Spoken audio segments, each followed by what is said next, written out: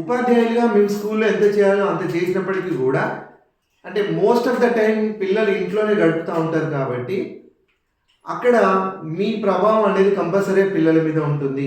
And మీరు మీ పిల్లల ముందు మంచి విషయాలు మాట్లాడండి, గొడవలు పడకండి.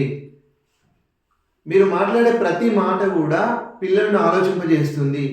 మీరు చేసే ప్రతి అంటే అది తప్పు అయినా కూడా, అది తప్పని మీకు తెలిసినా కూడా మీరు చేస్తే, ఓహో ఈ పని చేస్తే తప్పు కాదు, మా అమ్మ నాన్న చేస్తున్నారు తప్పు, మా నాన్న చేస్తున్నాడు, మా అమ్మ చేస్తుంది, మా అమ్మ తిడుతుంది, ఓహో తిడితే తప్పు కాదు, వాళ్ళ పెద్దవాళ్ళని తిడుతుంది, ఓహో పెద్దవాళ్ళని తిడితే తప్పు కాదు అని చెప్పేసి ఇలాంటి భావన పిల్లల్లో చిన్నప్పుడే మొదలవుతుంది.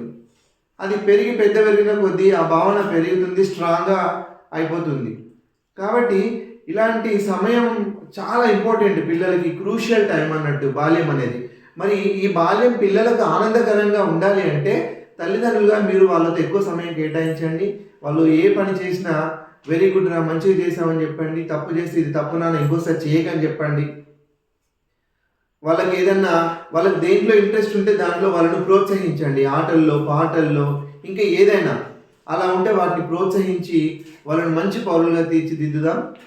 సో అందుకే ఈ ఆనందకరమైన బాల్యం కల్పించడం అనేది మనకు మెయిన్ థీమ్గా ఈ బాలల దినోత్సవం రోజు మనం పేరెంట్ టీచర్ మీటింగ్లో భాగంగా మనం ఏర్పాటు చేసుకోవడం జరిగింది.